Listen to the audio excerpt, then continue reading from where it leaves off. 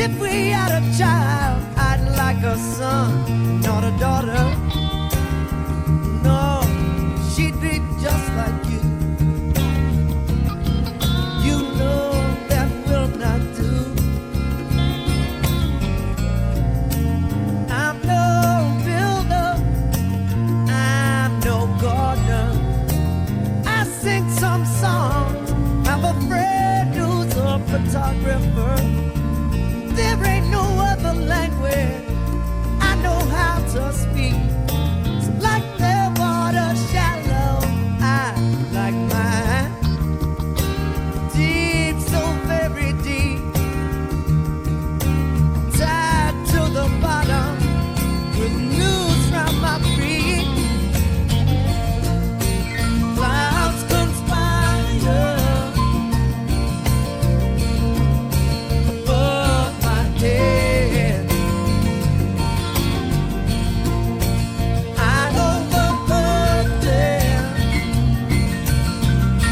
say I wish she was dead. Today the sun set, it burned my eyes. In the next room, I hear someone cry.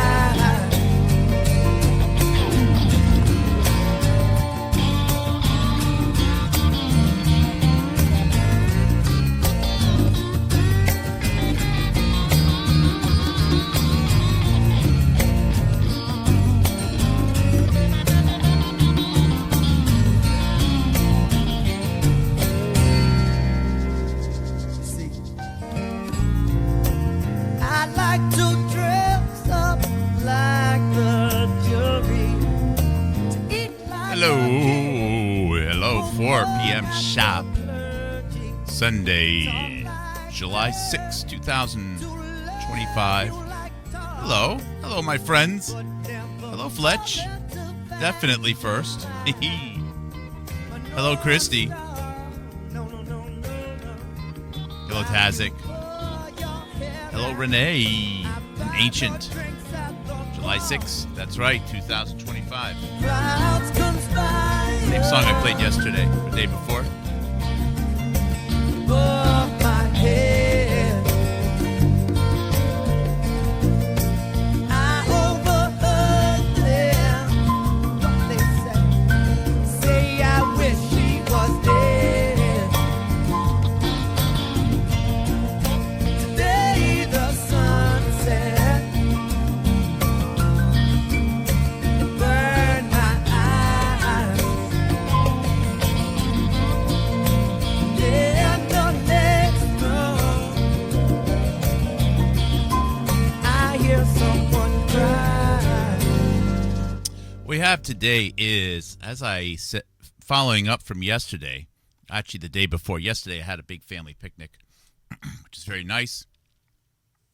Following up from the day before is I'm working on an archive page here to capture some vaccine history. Of course, it's going to be mostly specific to the United States of America, which should not be allowed to speak for the entire world's history. I'm not a big believer in there is only one history, but I am a believer in if I can't at least get my local history right, what chance do we have of even knowing what's going on anywhere else?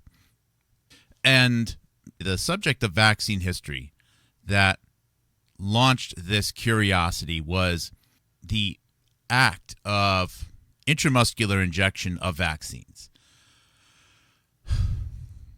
Historically, at least according to most accounts, this concept of giving people immunity to some maladies, vaccines, has been around for many centuries, and more often than not, like for example, the first successful, I think most people would agree, or I should say at least viewed as successful and practiced routinely for a long period of time, the smallpox vaccine was administered not with a hypodermic needle, but a process by which the skin was cut, scratched, etc., and then the vaccine agent would be rubbed in, either directly or using some other type of what they would call a pointed device, but not a device that would actually get injected into the skin. Going through some of this history, when it came time to administer smallpox vaccines, like in the year 1905, 1910, in order to be considered vaccinated or protected against smallpox, there would need to be 1 or 2 vaccine points manufactured for each person that was to be vaccinated. And they would be made out of ivory, for example. There's probably a multitude of different types of materials that were used. So if, for example, 100,000 people were to be vaccinated against smallpox, you would need 50,000 or 100,000, depending upon if there was 1 or 2 of these things, how would you say, these processes required per person. And best of my knowledge, the points were not meant to be used between multiple people. You use it once, and then that's it. You dispose of it. Probably not in a sanitary way, but you then are supposed to dispose of it. Now, the success of transference of immunity based upon that type of vaccine administration method is one which has been either heavily contested or heavily supported. And I'm not going to get into that right now. But I will bring up the fact that around the year 1890-95, there were a barrage of newer vaccines being introduced. Typhoid, for example. Typhoid or cholera, I apologize, I'm getting the two confused right now, where it would actually utilize a hypodermic needle, an injection under the skin. Now, these hypodermic needles, which were invented in the 1700s and were refined in the early 1800s, were being used more and more to provide vaccination for farm animals. If you search for vaccine and hypodermic in most U.S. newspapers, you'll actually find most of those references for the years like 1850 up to probably even after the year 1900. I don't know when it actually starts to trend down, were almost all for farm animals. Some were for people, but mostly farm. Hogs, horses, cattle, etc. Lots of advertisements from the Pasteur Institute and vaccines against something they call blackleg for some type of farm animals. And they were administered using hypodermic needle injection, not the points. Now, I'm trying to get straight in my head here.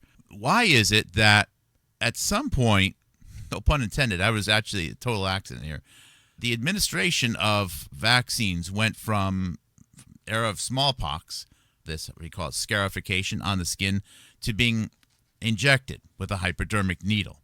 It's not clear exactly what point, again, I'm sorry for the puns here, I'm not trying, that transition occurred. I don't think it happened immediately, but you could definitely see it throughout the 1900s. And then eventually vaccine became almost synonymous with a hypodermic needle. Of course, vaccine doesn't mean hypodermic needle, but the practice of vaccination on human has been associated with a hypodermic needle. As a matter of fact, we call them shots right now. Did you get your shot? Now, the word shot, its history is actually derived from the use of a hypodermic needle for the injection of morphine back in the late 1800s. Might have some of the details wrong here a little bit, I don't know. But the association of a vaccine with shot is because a vaccine almost exclusively, and this increased throughout the 1900s in the United States, became more and more and more hypodermic needle, till eventually the point it was almost exclusively hypodermic needle. But the use of morphine and using morphine in a more powerful way in the late 1800s, they were using hypodermic needles. So it's interesting how all of these things played out. Now, we bring this up because most of the side effects which have been identified for the COVID vaccines, or many of them, have to do with the lack of specificity about where they go, not to mention the fact that we're actually injecting something behind all of our immune barriers, which impact the entire body. There's just so many violations being performed with the injection of a vaccine, especially for one that's just supposed to protect people against a respiratory virus. It's just completely nonsensical. And is it possible that much of the harm from vaccines, or at least observed harm or perceived harm, believed harm, is because of the way they are administered, meaning injected? It's possible, I haven't done the math on it, that there can be far less side effects of any type of vaccine administration if it's administered using the old scarification method versus injection. As a matter of fact, the intramuscular injection of almost anything foreign is bad, whether it's a dead virus, a toxin from a bacteria, other heavy metals, their food, material from another person, blood from another animal, who knows, all of it. The injection of foreign stuff behind your immune barriers of your skin, your lungs, and everything else, not very good. Bad idea. So we're trying to differentiate here between what is being described as vaccine injury versus just intramuscular injection injury, because there could be cases made that maybe a non-intramuscular injection of vaccine is a whole different game for people who want to be serious promoters of vaccine safety or vaccines in the public.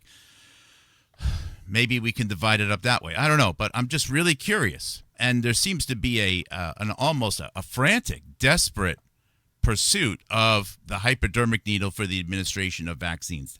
That's something else that we've also observed, and I find that to be quite interesting. So if you go to the Houstonic.live page, and between the TUVZ, I have a page, I don't know what else to call it. Right now I'm just calling it Vaccines Injected Historical Info. Now, I have some articles on here which I've reformatted and I have available visually. And then I have a whole bunch of newspapers.com links. For example, this article here, which I'm not going to read today, this is from 1895, antitoxin, about a diphtheria vaccine, or I should say antitoxin, which is being administered via a hypodermic needle. I highlight it because you can tell that this is reformatted, okay? This actually started off as 1.5 columns, really tall, on a huge sheet of newspaper. So in order to put it into a format that it would be easier to show on a screen, I actually had to clip the whole newspaper page up and then reformat it. So it's not as simple always as just taking a screenshot of the old newspaper article and then putting it on the screen, because sometimes the way the old newspaper articles are formatted, it's a horrifying experience to actually view these things on the web. So that can take a little bit of time. I mean, here's another one here. I actually read this one yesterday for the first video in this series. Vaccine virus discussed, method of producing and manner of the smallpox vaccine is discussed. This was in the Audubon Republican, again, 1899. And this, again, started off as a tall 1.5 columns of newspaper article, impossible to put onto the screen. So I reformatted it. Anyways, it's one of the reasons why sometimes I just have the links, because there's this additional task involved of reformatting the articles, visually anyways, for representation in a useful way. Now, the article that I wanted to showcase today is a little bit later, and it came out in 1910, December 25th, 1910. Okay, so in the year 1910, a lot of the smallpox vaccine is still almost exclusively administered via the vaccine points, administered via the scarification on the skin without the hypodermic needle. A lot of the newer vaccines, almost all of them, as a matter of fact, from what I can tell so far, are not using points but are actually being administered via hypodermic needle. Although the predominant vaccine, which most people would get, if they were getting a vaccine at all, any vaccine at all, is smallpox. I don't know the ratios of how many vaccines people were getting and where, but you can just tell by frequency of newspaper articles, of acquisitions of different vaccine materials and advertisements and everything else, that most vaccines at this point in time, the predominant one being smallpox, is administered via just on the skin. It's not a hypodermic needle. Okay. So in 1910, we find a vaccine which is administered through a hypodermic needle, but it is not a standard vaccine at all. I couldn't even believe I found this one. And because of the quantity of content on the screen, I'm going to scoot off the side even smaller here. Nope. Talk about failure. Okay. So this was in the New York Tribune on December 25th, 1910, Christmas Day. So obviously Christmas Day, you're going to get more people reading the newspaper, I imagine, than you typically would. And the title of the article is "Drugs and the Surgeon's Knife May Soon Be Old-Fashioned." Actually, this isn't the one I wanted to read, but it is an interesting lead-in. And here, I'll just read one paragraph here. Actually, two. Quinine and mercury, simple indeed, with the pharmacopoeia of tomorrow appear to those accustomed to our grandfather's collection of phials, pills, and powder boxes, not to mention grandmother's leaves, barks, and roots. And it may become simpler still, for our Metchnikoffs and our Flexners are likely to discover the vaccines that will dethrone both quinine and mercury. We are also told that the days of the surgeon's knife are numbered, and we are led to believe that when the knife goes to the hypodermic needle, the natural successor of the bottle, pill, and powder dynasty will also make the final exit. Interesting, because a hypodermic needle in and of itself is not something that gets injected. It's still a material, but either way, you could see that it is being suggested that the future, and then, of course, you got all of these sophisticated people over here in their tuxedos watching a movie of, I guess, bacterium dancing around on the screen or whatever, that the future is going to be a hypodermic needle that somehow contains something in it which is, I guess, intelligent enough to deal with cancers, to deal with illnesses, to give people protection against pathogens and so on and so forth. That there might not even need to be a need for the surgeon's knife to fix heart problems. Someone has a weak heart. Well, guess what? You give them a shot, and maybe the body can make a stronger heart. I don't know. So this is kind of science fiction. I mean, I respect the nature of the article. The article is a futurist article, all right? And I mean, this stuff is great. This is what being human is about. People have to throw out visions every once in a while. Imagine if we could do this. Imagine if we could do that. What would this capability unlock? What would it be like? What would the pitfalls be like, right? We have to sometimes just imagine things without being tethered by our current understanding of how things work. Let that guide us for a while. So this is pretty cool. But it's also based upon not much. There's not much real meat behind it. The article I actually wanted to highlight, though, was this one right here. And this was 1911. Cancer cured by a vaccine. Cancer cured by a vaccine. It was actually run in the Bridgeport Post, the city that I grew up in. I grew up in the northern part of Bridgeport, the north end, so I didn't really grow up downtown. I would be lying if I said that I grew up in the downtown area of Bridgeport. I spent a lot of time down there, fair amount, but I'm not really a downtown city guy. But Bridgeport was my home city. Anyways, this was Friday, February 24th, 1911, 104 years ago. Cancer cured by a vaccine. Case of boy treated at Buffalo Laboratory holds attention of medical world. Said to be the first one without resort to surgical help, Census Bureau figures. hope that the, quote, vaccine, unquote, treatment may save mankind from its most dreaded and mysterious enemy. The cliff notes here are a doctor in Buffalo. His name is, gosh darn it. His name's important because I'm going to revive this guy. I'm going to give this guy new life here. His name is, last name is Gaylor. Gosh darn it. Harvey Gaylor. Gaylor. Not Gaylord. Gaylor. Gaylor. And Dr. Harvey Gaylord, what he did was similar to what they've been doing with vaccines up until this point, okay? They had this boy who had cancer. I don't know exactly what type. We'll read the article. And the cancer was treated by finding someone else who had I guess also a cancer, a similar cancer. The article will tell us. Taking an extraction of that, grinding it up somehow, maybe, treating it, and then injecting it into where the cancer was in the boy.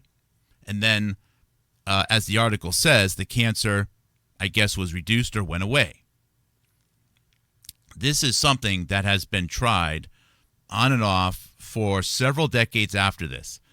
I have covered someone of tremendous historical interest to me, a Dr. Alice E. Moore, Moore, who was doing these types of tests to see if they could take cancer from one person and transfer it to another person, or even cure cancer in someone with the injection of material from another person's cancer. They called that virotherapy in the 1940s and early 1950s. Much of the history of that has been erased. It's very hard to get information about that. I've done everything I could to archive as much as I could find anyways. But here is something similar in the year 1911. Now, I have no idea if it worked, and if it did have any positive results. We have to accept that there were positive results. Now, why did they happen? I don't know.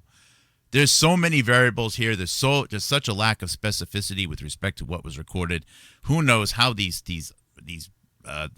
hypodermic needle was treated? What else was in there? There is so much unknown.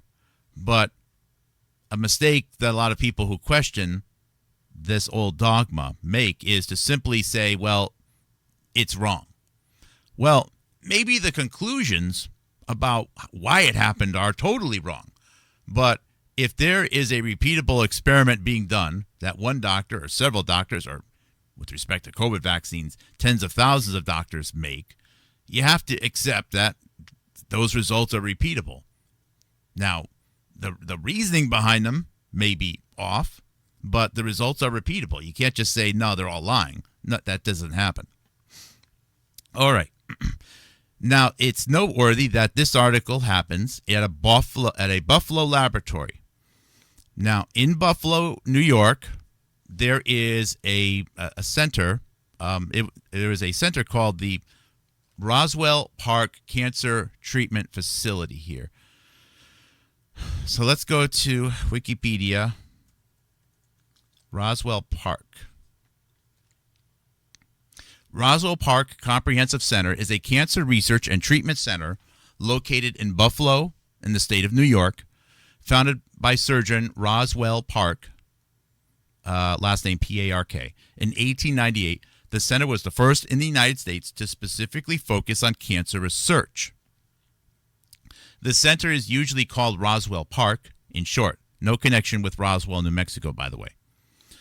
It's also noteworthy that, 80 years later, Roswell Park is where Craig Venter of the Human Genome Project got his start. So it remains to have some relevance, you could say. The center, which conducts clinical trials on cancer as well as the development of new drugs, provides advanced treatment for all forms of adult and pediatric cancer, etc., and serves as a member of the National Comprehensive Cancer Network. Now, the history is in 1898, They go through here some of the history of it, their big accolades. I wanted to note that it was founded in 1898 as the world's first institute devoted exclusively to cancer research.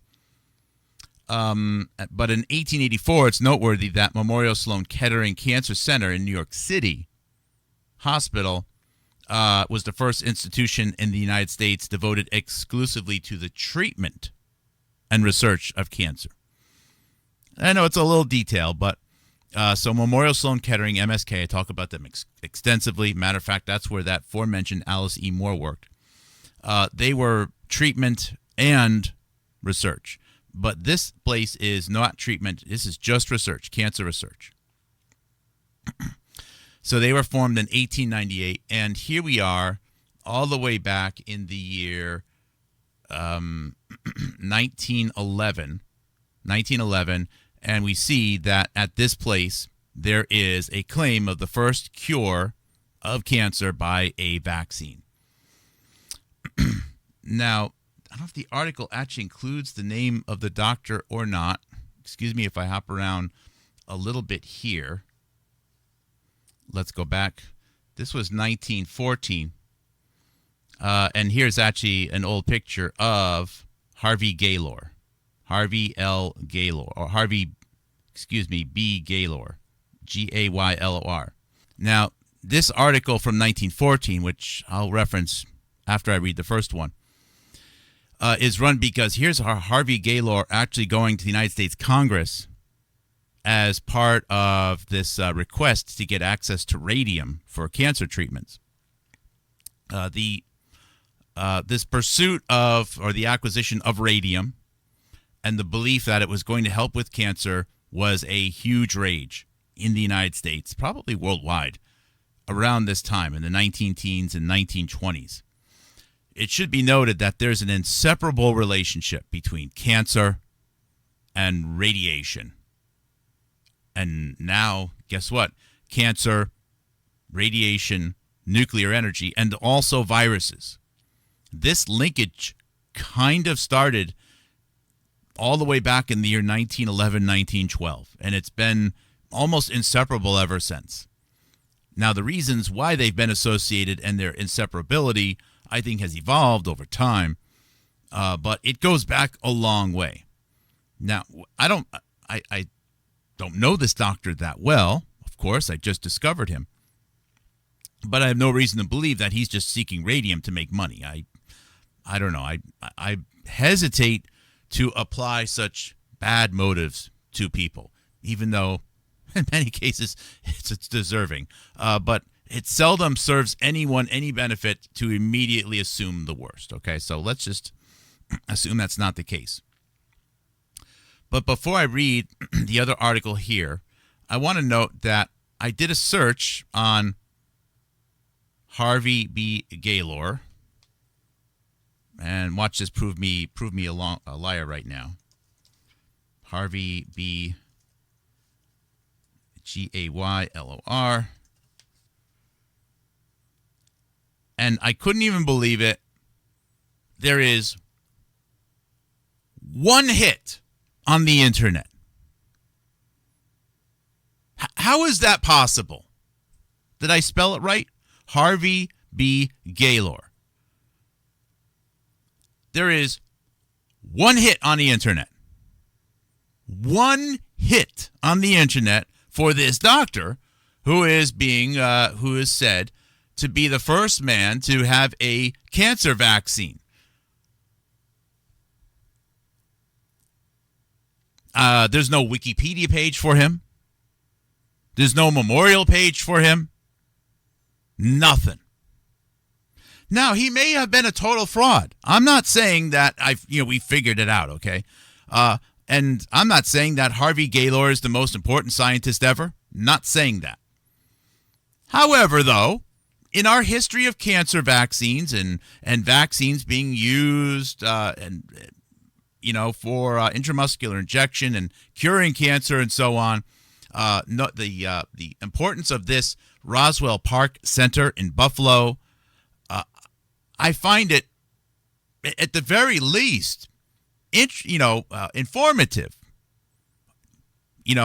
That there was this doctor, Harvey Gaylor, and he participated in this research in this trial. Even if he was wrong, right? This is one of those you put a pin in it type things. This should make the list of, interesting points in the evolution of a cancer vaccine. Maybe research which eventually led to transfection on humans. Whatever you want to say, it's interesting. It should be a bulleted list somewhere, even if he was wrong. What was learned by his mistake? Maybe it worked. I don't know. But I know immediately that it is going to be important because I can only get one hit on Google. This is all, I cannot tell you how many times I use this as one of my main ways to drive my research. I sit like a crazy man. I'm on the edge of my couch for like 4 hours just staring at my computer, researching, searching, archiving, searching, archiving, copying, pasting, searching, archiving. And then suddenly, this pops up. This name, I'm like, well, boy, this guy should definitely have a Wikipedia page. This is interesting. Nothing. It's an Alice Moore. As a matter of fact, this is why I wanted to go live right now. It's exactly the same thing that happened to me when I started to search for Alice E. or Elizabeth Moore. The other doctor that did the same thing, as a matter of fact, Memorial Sloan Kettering.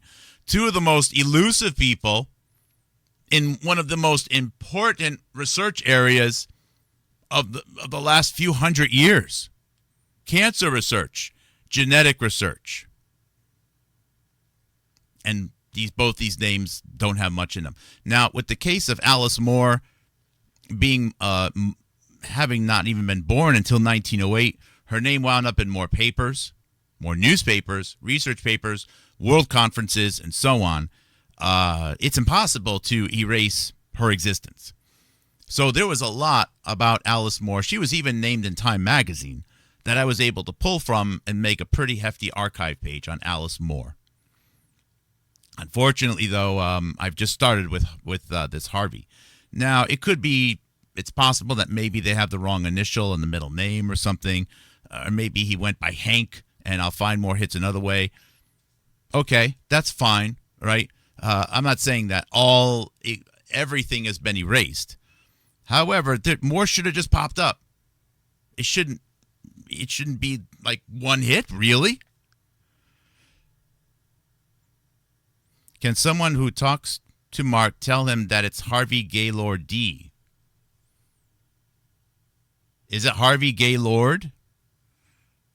Because I found several articles where it's just, at the time, it was just Galor. Thank you, Kim.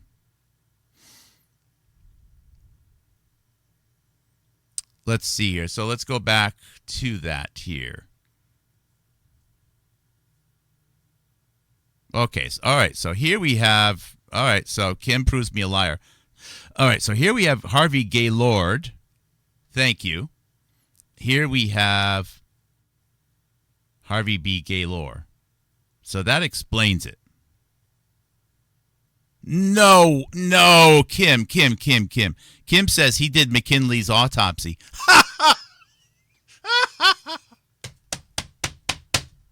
Oh. Well, I'm embarrassed, but I'm also, that's, wow. Wait, so what you're telling me, Kim, is that this Harvey Gaylor, so they spelled his name wrong here.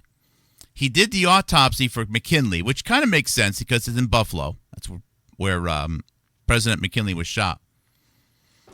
And the practicing physician or surgeon that unsuccessfully tried to save the life of President McKinley over the course of several days was Marion Presley Rixey, the great-great-uncle of Charles Rixey. That's interesting. Okay, so Gaylord should be in my research archive somewhere then. Oh, you're using DuckDuckGo. Okay, so thank you, DuckDuckGo, for having it done better. All right, so let's see if we can get something a little bit better here on Wikipedia, if we do Harvey Gaylord. Still, there's no Harvey Gaylord page. That's pretty weak. If we put it in double quotes, nothing. Still not looking good. Yeah, I should be using DuckDuckGo. I do use DuckDuckGo from time to time. Of course, we know, Kim, that Google censors things. I find it helpful to know when Google's censoring something.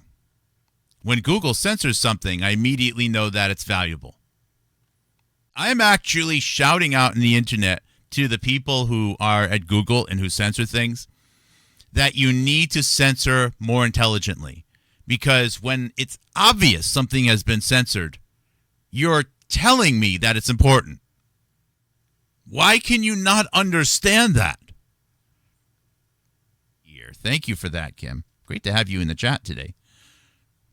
Here we are. Wow. Awesome. He still, I think, should have a Wikipedia page. Founder, Harvey R. Gaylord, New York State Institute for the Study of Malignant Disease. So that's not Roswell Park. Oh, yeah, he was at Roswell Park. He joined it in 1898.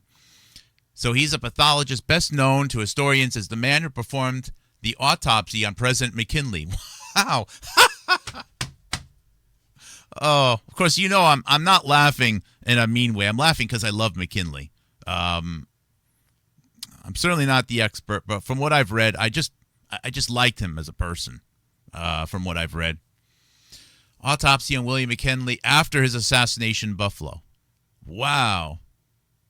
He was also a sought-after speaker. He could expound on highly technical areas of cancer research as well as on simpler areas of the disease that were of interest to the general public, and he did so with such considerable charm and wit.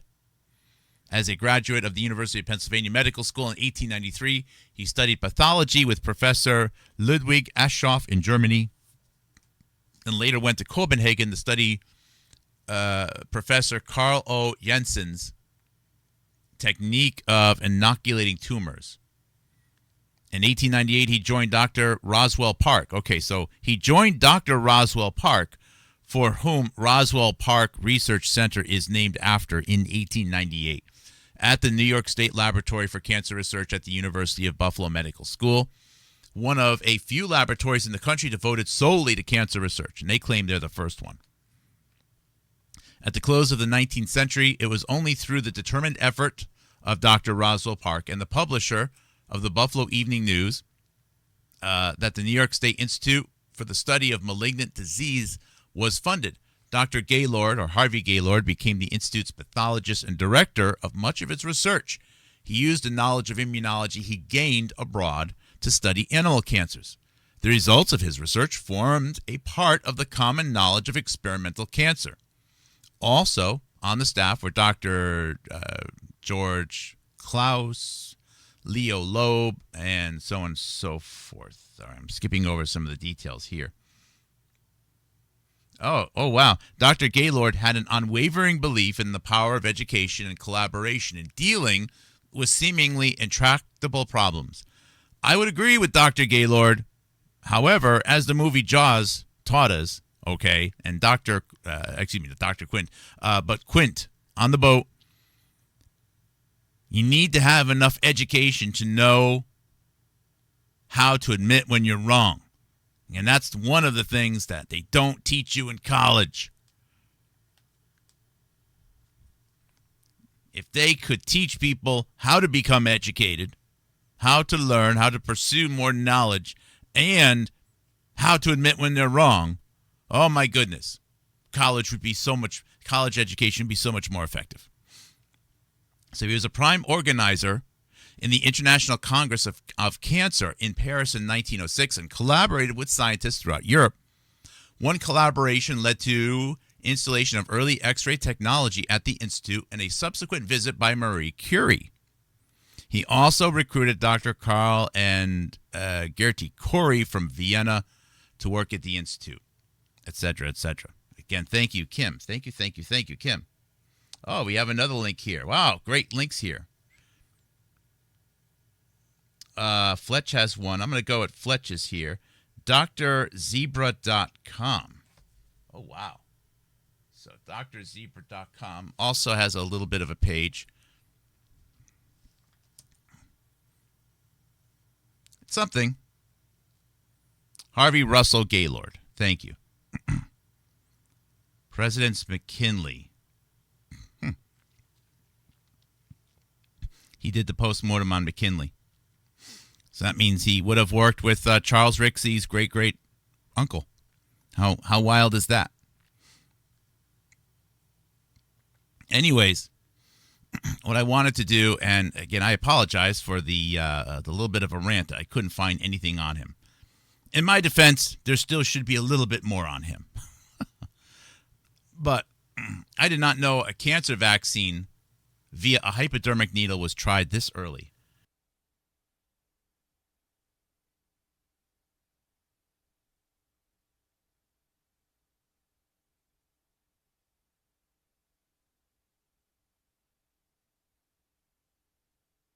All right.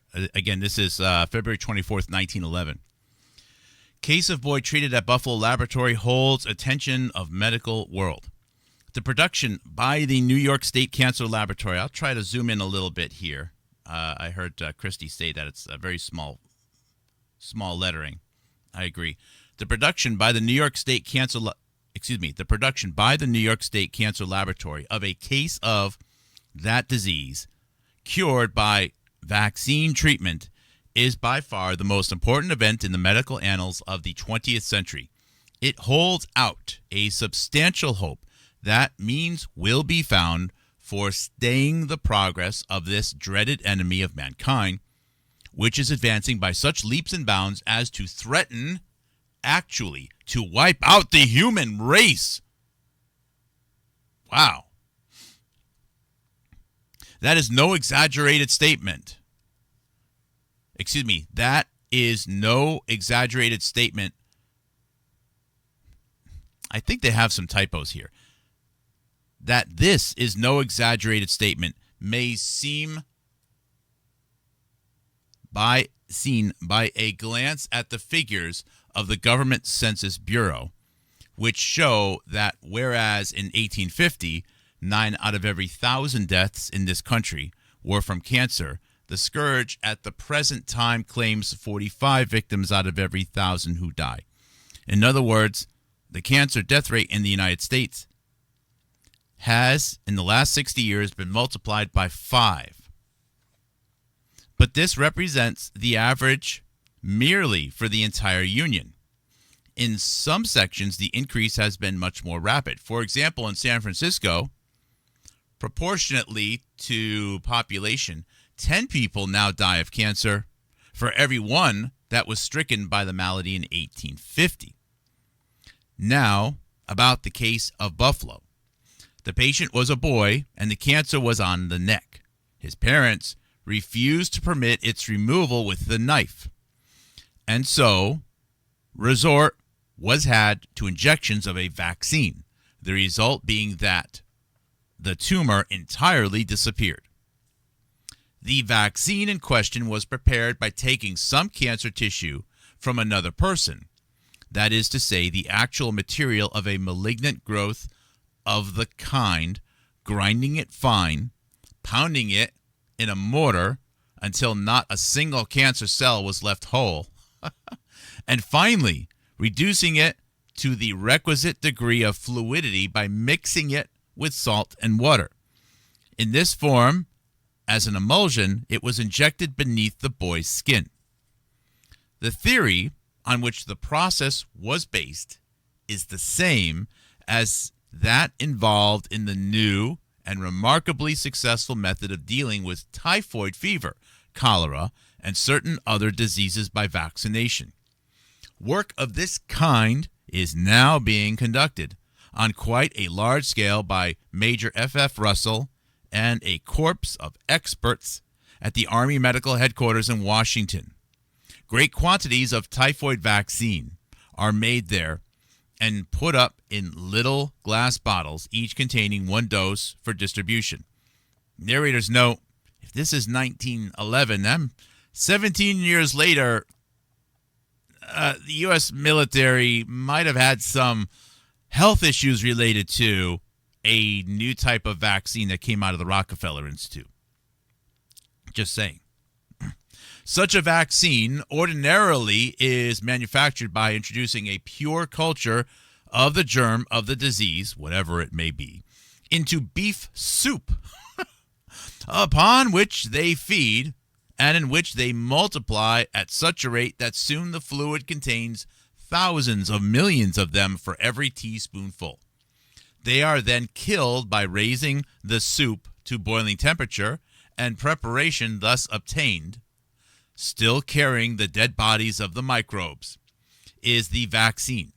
Typhoid vaccine made in this way and given by the hypodermic injection renders a person immune to that malady. Where cancer is concerned, there has been a serious difficulty in the way of preparing a vaccine because there is no microbe to be artificially bred. The germ of cancer is unknown. Thus, it came about that Dr. Harvey Gaylord, in charge of the state laboratory at Buffalo, was obliged to fall back upon the expedient of making an emulsion of cancer tissue with salt and water and injecting it. When any vaccine made from a given species of disease germ is introduced into the blood of a human being, it causes the body cells to produce, for defensive purposes, a poison antagonistic to the virus of that particular malady. And, strange to say, the cells go on making this anti-poison for an indefinite period of years. Thus, if a vaccinated person is at any time exposed to typhoid fever, for example, he does not catch it because the anti-poison already in his blood kills the typhoid microbes when they enter and try to start mischief. It is the same way that vaccination for cholera or any other disease. An artificial immunity is obtained. If the cancer germ could be found, the manufacture of a vaccine from it, if the cancer germ could be found, the manufacture of a vaccine from it in the manner already described would be easy enough. But, in all likelihood, it never will be discovered, the reason being simply that it is too small to be seen, even with the aid of a high-power microscope. To cite a parallel example, yellow fever is positively known to be caused by a microbe of a definitive species, a bacterium of some kind. But that bacterium is so tiny that no human eye has ever beheld it, or is likely to do so. Precisely the same thing might be said of the germs of measles, scarlet fever, and smallpox. Narrator's note here, this is really important. When they were testing vaccines here, developing vaccines and testing them for different maladies, saying it was for this virus or that virus, I want you to hear, they could not see them, nor was there any chemical test to identify them. They merely presumed that based upon where it was extracted from and processed and symptoms that were observed, that they had a particular type of microbe that was invisible, or who knows, genetic thingamajig that was invisible. They don't know. Now, this is not to say that results were not observed. This is not to say that all the tests, everything that was observed, can be thrown out. It's just important to note, though, that at this time, whatever was being observed and potentially repeated, we don't really know what it actually was. It's not known. And when they say certain vaccines today or over the last 50 years or whatever, and they talk about them with more precision, they have actually taken the liberty of mating the old tests, which involved, I don't know, lots of guesses, with the newer tests of the more recent era. It's note that these things, they just assume that they connect.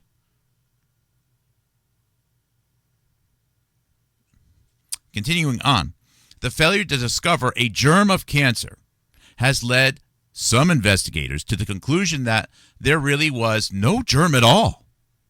They have advanced a theory to the effect that the malady was caused by a rebellion of certain groups of cells, which actually turned against the body of which they were a part, preying upon it and multiplying at its expense, thus establishing a destructive parasitic growth in the very flesh of the victim.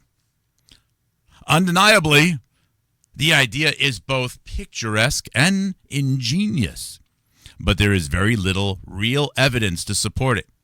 On the other hand, if there is to be a specific germ of the disease of a, quote, size great enough to be seen, it would certainly have been identified.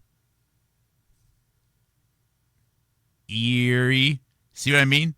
Identified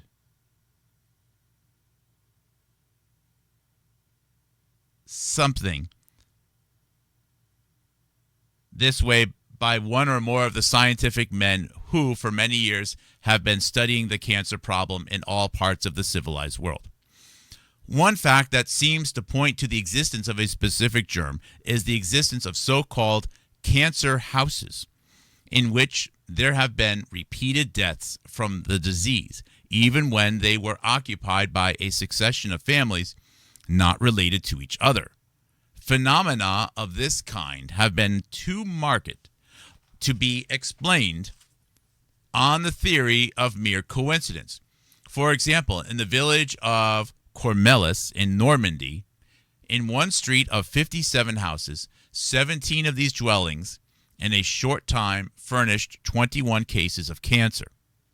There are likewise well-recognized cancer districts, such, for instance, as the township of Brookfield near the center of New York State, where the death rate from this malady is more than double the average for the rest of the state.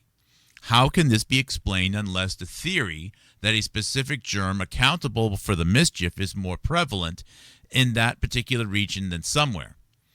How account in any other way for the great and rapidly increasing cancer mortality in San Francisco? Well, I mean, this is complicated. I've read in this era of newspapers that there was a high usage of morphine in San Francisco. A lot of drug use in San Francisco, even at this time.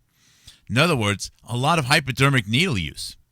There's also a lot of hypodermic needle use being used now in certain areas with the introduction of newer vaccines.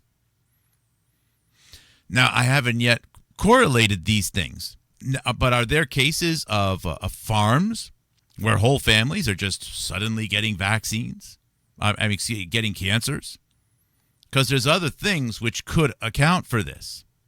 I mean, they're almost speculating here that cancer is airborne or something. Another interesting point in the connection is the markedly heritable character of cancer. It seems to run in families. In some families, it is very prevalent, attacking victim after victim. On the other hand, there are families which appear to be immune from the disease. Here is a fact which does not point necessarily to the existence of a germ, but may fairly be regarded as an indication in that direction. Okay, so I just found this to be incredible. And they go on to talk about how the rate of cancer is skyrocketing. The other article that mentions this, Harvey Gaylord, and again, thank you, Kim, in the chat, is this, and it spells his name wrong too, in January 27th, 1914, is the only picture I've been able to find of him so far. It is from the Associated Press, again, 1914. Secretary Lane, this is from Washington, D.C. Secretary Lane told the House Mines Committee today that Congress should break up the monopoly that keeps radium at a fabulously prohibitive price and enact legislation to put the curative mineral on the market cheaply for large numbers of sufferers. Secretary Lane declared it was the government's duty to get all the radium it could. He said there was no intention to lock up the mineral or lands indefinitely, but simply to get radium out for the public use where it would not be in the hands of a monopoly. Secretary Lane's proposal was to divide a certain area into tracts of 360 acres, allow exclusive licenses to prospect, and, if a prospector found radium, to allow him all the rights except that the government would take 20 or 25% of the radium obtained. He would also have the government have absolute control over a certain definitive area of the development of radium on its own initiative. Among the cancer experts who appeared before the House Committee on Mines and Mining in Washington, D.C., were the two most prominent advocates of the use of radium for cancer cures. They are Dr. Howard A. Kelly of Baltimore and Dr. Harvey B. Gaylord of Buffalo. Wow. With other experts, these men appeared before the Congressional Committee and urged government ownership of radium-bearing lands. Dr. Kelly said, the crying need of the times is more radium. There has never been such activity among medical men as in this fight against cancer. Physicians everywhere are seeking cures, even at the risk of their own lives, unquote. Narrators note it's interesting that the cancer rates are going up at the same time the use of hypodermic needles is going up for both morphine and for vaccines. That's interesting because I've heard, and again, this is anecdotal evidence, okay, of people who say that of populations of people that have never, ever been vaccinated once in their life, cancer rates are near zero. So cancer is going up. They say they're fixing typhoid and smallpox, and vaccination rates are going up. But it's not the smallpox vaccine. It's probably the intramuscular injection vaccine. It's the typhoid, the cholera, the plague, and all of that. I wonder what the cancer rates are in India at this time. Because India is where they're introducing the first plague vaccine around the year 1898 or 1900, so I've read, which is all hypodermic needle injection. Dr. Gaylord, who has for years been connected with the New York State Institute for Research on Malignant Growths, finds his work hampered by the lack of the precious metal. Not long ago, a wealthy woman offered to donate the money for the purchase of 1.5 grains of radium.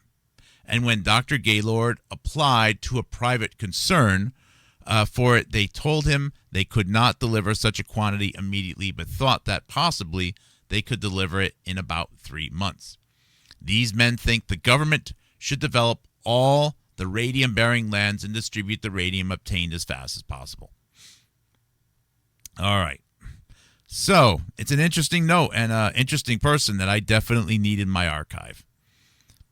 And again, as all other scientists, they could have been totally wrong about their what they were observing, but you have to assume that what is being observed at the very least has been repeatable somehow, some way.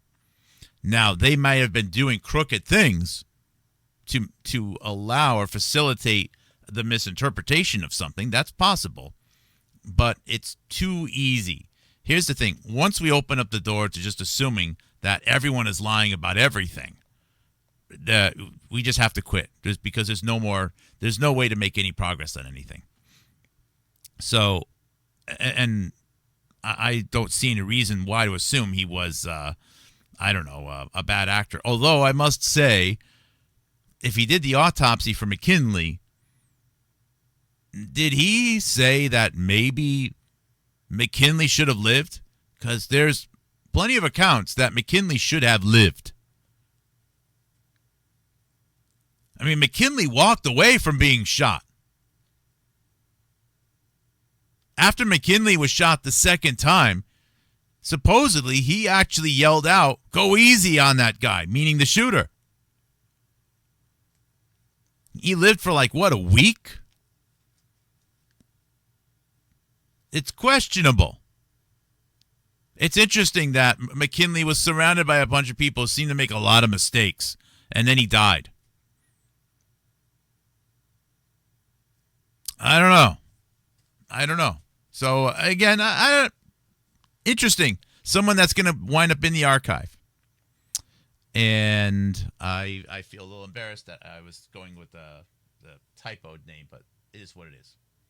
All right, let me go look back at you guys here. Where'd that screen go? Oh, my goodness. Gaylord wrote a letter to Taft urging government funding for cancer research.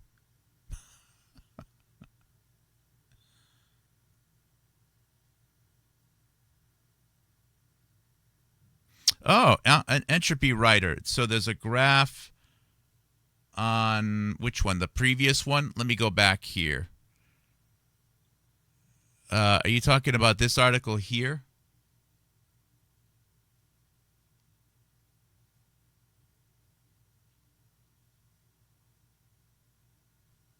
Okay. He included a link to something here. I'm going to open up a link. Entropy Writer has a lot of good stuff. Thank you. Let's see what this provides us here. Allergies and Epidemics, 1870 to 2010, written by Thomas Platts Mills. This is a 2015 article from the Journal of Allergy and Clinical Immunology.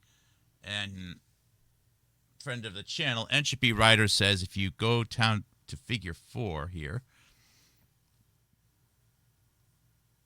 Okay, it's figure 3, figure 4. Sequential rises in allergic rhinitis, etc. Interesting. Sequential rises in 3 different allergic diseases. So this shows in 1870, they defined hay fever. Hygiene, I don't know what this means, 0.2%, 20%. But we see that seasonal allergic rhinitis increasing starting in 1870. We see 1911, noon starts immunology for hay fever. Chlorination of water, 1920. 1946, New York initiates ragweed eradication. Pediatric asthma goes up. 1995, first recognition of rise in peanut allergy, and then peanut allergies are going up. So I don't know how to read the chart with a lot of specificity. I'm not surprised by this, though. But thank you. It's good to show. Allergies and so on increasing. And these are important dates, this 1870, 1890, 1920, etc. I know it's a century ago, and I know that many of us, some of us didn't even have grandparents living then. I still believe a lot of the doctors who were pursuing at least back then, the vaccinations, they believed it was working. But again, you get into this group think. You have this aversion to admitting to not wanting to admit a mistake. You fix one problem, another problem is rising. People don't quite see the systems thinking of it all. There's a lot of things at play here.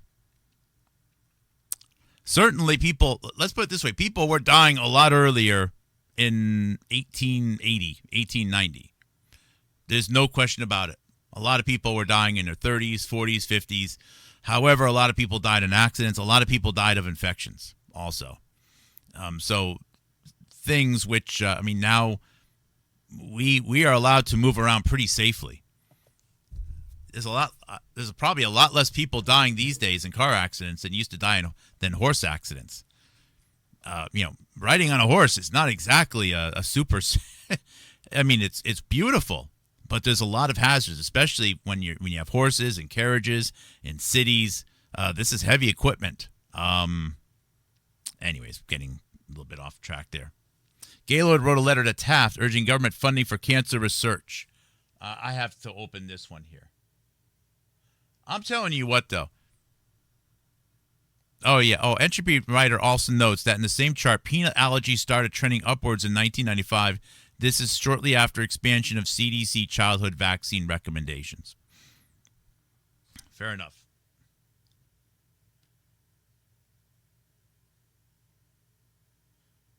All right, so let's open up this one here. I'll tell you what, if I am going to be blown away if there is any connection with funding for cancer research and McKinley's demise. I think that I don't know. That's going to be quite interesting. So what are we looking at here? This is the American Association for Cancer Research, AACR timeline, the founding year, 1907. So some prominent scientists are meeting in 1907. James Ewing selected as the first of many outstanding.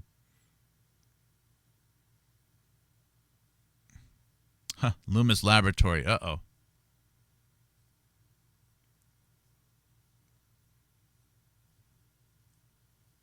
Oh, another good picture of Harvey Gaylord. Thank you. Writes a letter to President Taft urging government funding for cancer research. What we got here? Wow. American Association for Cancer Research. Written by Harvey Gaylord, President. The American Association of Cancer Research, a body including in its membership the principal cancer investigators of the United States, represented by its council in a meeting assembled, did on the 27th of November 1909 pass the following resolution.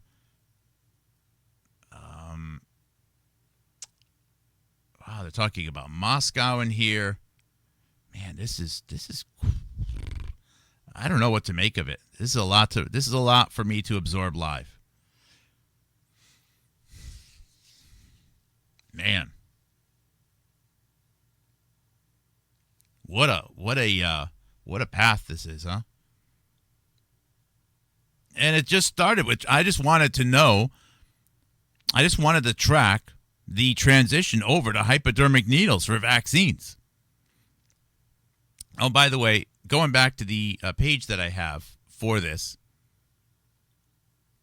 up on top, I've captured a BBC article from 2021, the invention that made mass vaccinations possible. Of course, this is a stock photo of a doctor or a nurse holding a vaccine. That article is fascinating. The invention that made mass vaccinations possible. Because you can find that the method of vaccination using the scarification was slow. And it also required training. I think because more people used to work in agriculture in the late 1800s, there was a certain comfort with just using one needle and just holding down an animal, injecting it, holding down an animal and injecting it. So it was probably less money, and they could inject more things, more people, or more animals faster. And also because things are being injected as opposed to rubbing it on the skin, the odds of there being a visible sore was greatly reduced using the hypodermic needle versus the scarification. But there's several things which led to this preference of using hypodermic needles. And it seems to be mostly related to just speed, efficiency, cost, and maybe a reduction in the association of adverse effects. Pretty interesting. Is that what? Now, I found another article where one doctor actually said that it was that he was actually adverse to people using ingestion as a method of vaccination. So there were actually doctors talking against that as well, saying that it was harder to track people if they could just ingest something at home and then claim to be vaccinated against it. It's a lot of stuff here. This is turning out to be a little bit of a cluster, you know what.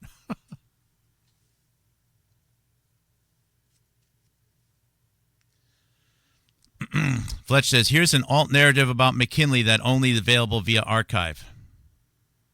I don't touch it for the content, just sharing.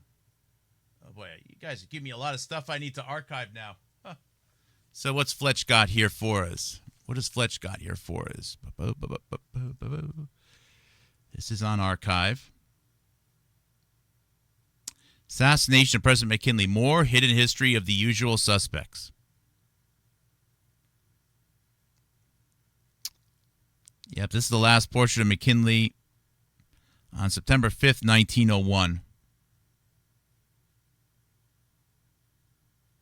I don't know everyone in that photo here. So the photo that I have of McKinley, and I don't have an extensive McKinley archive, but if you go to the M's,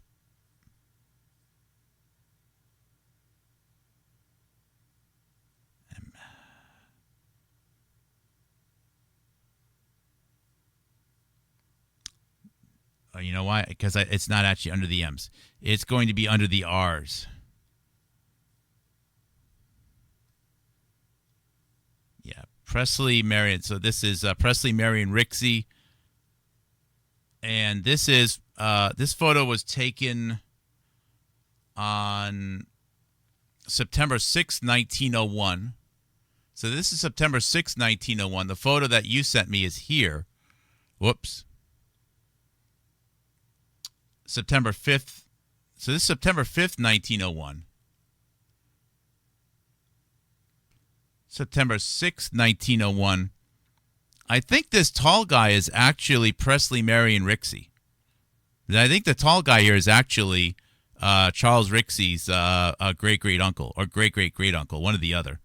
He was, by the way, the first surgeon of the White House. The White House never had a dedicated surgeon until, for whatever reason, they took the Marion Presley Rixey signed up for the job. The Rixey family was a very prominent military family, especially in the U.S. Navy. They had there's even a town in the state of Virginia called Rixeyville. This is no joke. And the U.S. military used to have some sort of celebrations in Rixeyville, some sort of annual event. I forget what it was. You can search for it online. But both McKinley and McKinley's wife trusted Marion Rixey, and that's why I have. I don't know if I have it in front of me right now. Oh yeah, there it is. Yeah, I don't know if I showed you guys this on the line or not. Here's a book titled The Life Story of Presley Marion Rixey. So Charles Rixey's great-great-uncle has a 500-page biography. Isn't that amazing? So this one, it smells pretty musty. I think this one was printed in 1930. And it's got a lot of very good photos in it as well of Marion. See if I can find some of them here. They're kind of scattered throughout the book, so they can be a little tricky to find.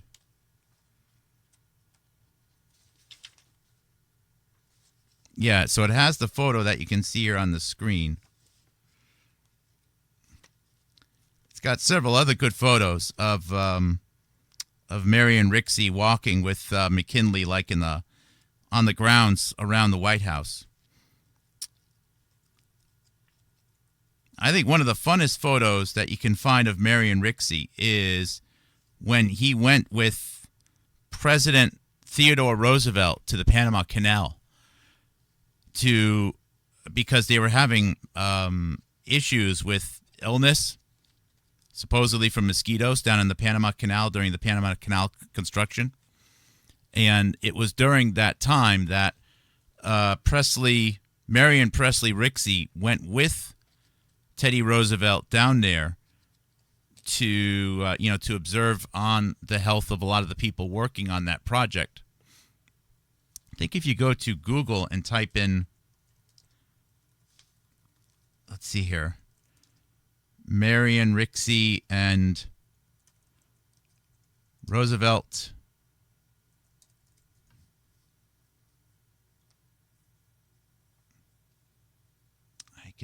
I can find these pictures somewhere here. Whoops, I mispronounced it. Yeah, this is a cool photo here. Check out this photo here. So there's Teddy Roosevelt in the middle, of course, with the white. I think that's Roosevelt's wife to the left of Roosevelt. And then the guy with the white outfit and the white shoes on, that's Marion Presley Rixey. He is the person who actually wrote the autopsy report for President McKinley after McKinley was assassinated. So it's interesting that he wrote the report, and the autopsy was actually performed by the person that I've been talking about in the show. It's just crazy. I did not plan this. This Dr. Gaylord, who came up with this cancer vaccine. Not to say that the cancer vaccine was effective, but isn't that just amazing? I mean, come on. I'm not even trying here. Oh, no, I am trying. I'm doing a lot of work, and you're helping me here. But come on. I'm supposed to believe that it is nothing more than a coincidence that this first reported successful cancer vaccine guy did the autopsy for President McKinley upon his assassination. I'm supposed to, that's just a coincidence. I don't have words. I don't have words. Now, it could just be just a coincidence, but all right. Imagine if my great-great-uncle was the guy standing right there, or I should say sitting right there in the white suit next to Teddy Roosevelt. Being the guy who's basically making recommendations on immunization strategies for the workers who are working on the Panama Canal. And then people find that, oh, isn't that odd?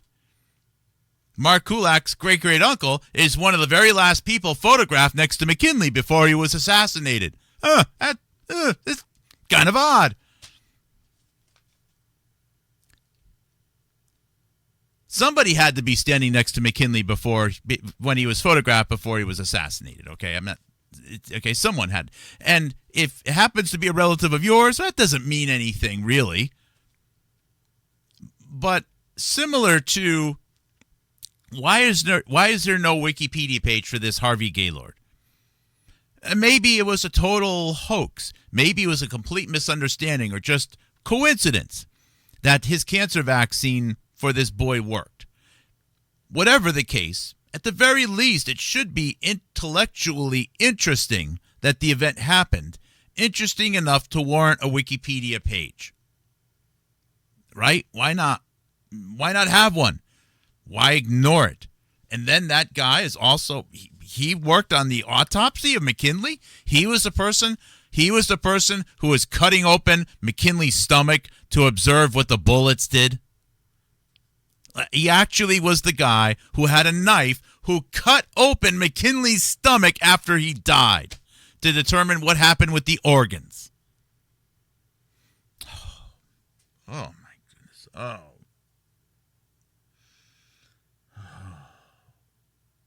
I don't want it to be on me, guys. I don't want it to be on me.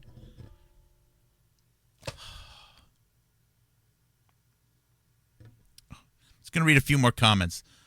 I hopefully you can understand what's going through my head right now. It can't all be a coincidence. It can't all be a coincidence. And look, coincidences happen, Fletch, right? That's what I know that I'm successful. I know I'm successful because I don't immediately just assume that it's all connected. Coincidences happen. They do. And it's important to always err on the side of that, okay? But if nothing else, it's just interesting. I promise you, if I had a great-great-uncle that was standing next to a president before they were assassinated, and if I knew about it, God strike me down, I would tell you. You know why? Because I would find that to be an interesting story worth sharing. That's all.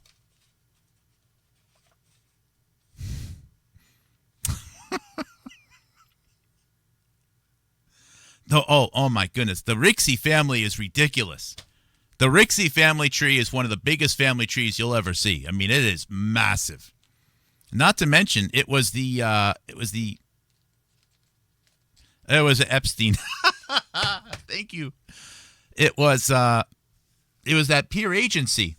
Oh yeah, it was that United States. It was a United States Rear Admiral Rixey who was working with Richard Verma regarding the all of the negotiations of which United States military systems, or I should say equipment, is going to be made available to the nation of India. You know, it's just really, the Rixey family tree is huge. Look, people are born in all kinds of crazy families. I don't know. I don't mean to. It's bad. It's bad manners. It's bad form to incriminate everyone. But it is a wild family tree. There's U.S. representatives in the Rixey family. There's a lot in that family tree. It's also at least the representative that was in Virginia, Representative Rixey, or congressman, U.S. congressman. They were not liked because they were in Virginia, but they sided with the Confederacy. I don't know, just throwing that one out there, you know. But there were people north of the border that agreed with the southern side, with the Confederates, and they persisted after the Civil War. They lost favor for a while, but down is not out. I'm going to read one more long message here, and then I'm going to... Kim says, prominent family tree. Gaylord was the son of Dr. Harvey Russell Gaylord. Oh no, Kim. Now Kim's pissing me off. I mean that as a compliment. Prominent family tree. Harvey Gaylord was the son of Dr. Harvey Russell Gaylord, a pioneer cancer researcher in Buffalo, New York, and the grandson of Augustine Gaylord, United States attorney under Ulysses.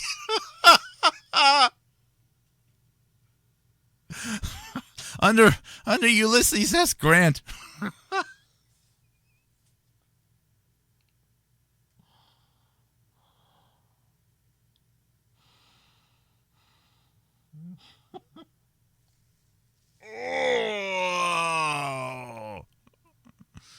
Augustine Gaylord was the son of the first Harvey Russell Gaylord, a prominent abolitionist in Ohio. I'm done. I'm not reading anymore. I'm done. I'm going to go relax. This is too much. This is too much for me. I don't have pages for this stuff yet. I'll make them. This is just too much. It's too much. It is a rush. I need to go. I need to get away from a screen for a while. This is just too much. You guys are great. I appreciate it. I appreciate the additional info, the corrections, and the laugh here. This is unbelievable. All right, guys. I appreciate you guys. Have a great, healthy. Don't do anything too naughty, but have a little bit of fun because the clock is ticking. You guys are great. I appreciate it. I appreciate all the support, and I may not edit this one much. I'll let you enjoy watching me go down a path of making some mistakes and then correcting, because I think it's good to make mistakes. You can't get there unless you can make mistakes and correct them. That's why they won't admit anything about mistakes of intramuscular injection. Don't have the education enough to admit when they're wrong. All right, guys. Thank you very much. Thank you. Take care. God bless.